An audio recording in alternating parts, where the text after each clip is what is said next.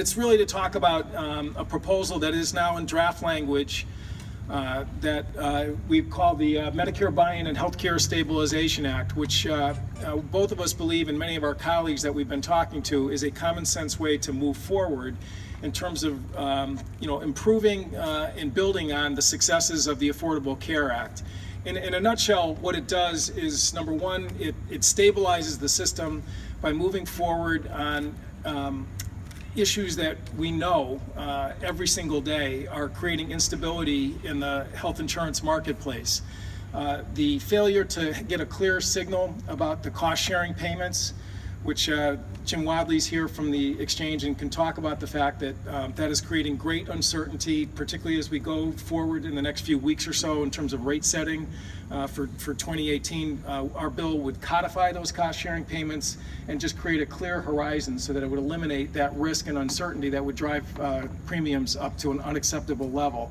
It also puts back into place the risk corridor payments, which again is a way of absorbing high-cost claims through the exchanges. This is a tried and true mechanism where the government, whether it's flood insurance, whether it's terrorism insurance, whether it's nuclear power plant insurance, or the Medicare Part D program, is a way of absorbing high-cost risk and stabilizing the system for all other folks who are participating in it. So that's the stabilization piece that our measure talks about. And again, it has almost been universally recognized both within the private sector as well as insurance regulators, insurance commissioners, as just a necessary step in terms of stabilizing premiums, both in the exchange marketplace, but also the health insurance marketplace as a whole. The second piece is a Medicare buy-in, and what that basically says is that the most popular, successful health insurance program in America, the Medicare program, would be opened up for people age 50 and up to be able to buy in and get an affordable,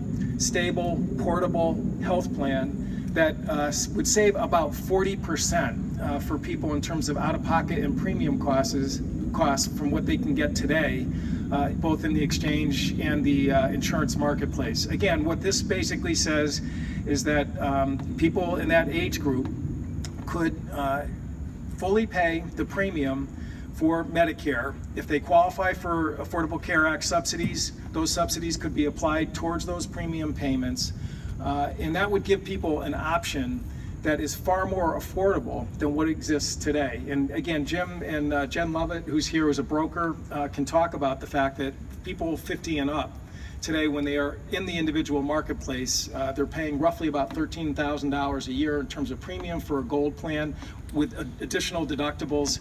That is far higher than what a Medicare buy-in would cost people in that age group. The older you get, the higher your risk, the higher your premiums. I mean, it's just kind of, that's the state of human life. But the genius of Medicare is that by spreading costs over millions, tens of millions of individuals, it's been a much more stable system in terms of affordability than the individual marketplace, where again, you don't have that capacity or ability to spread risk and cost, and obviously you end up with higher premiums as a result.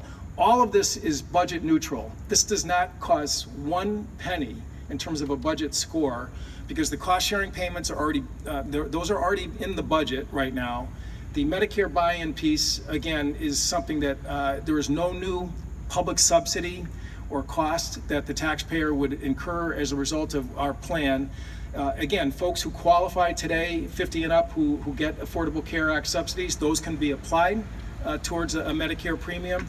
But again, it eliminates, again, one of I think the big problems of trying to do a big step and hitting for the fences. This does not trigger a budget score that would be a huge obstacle in terms of trying to come up with solutions moving forward for the country. So.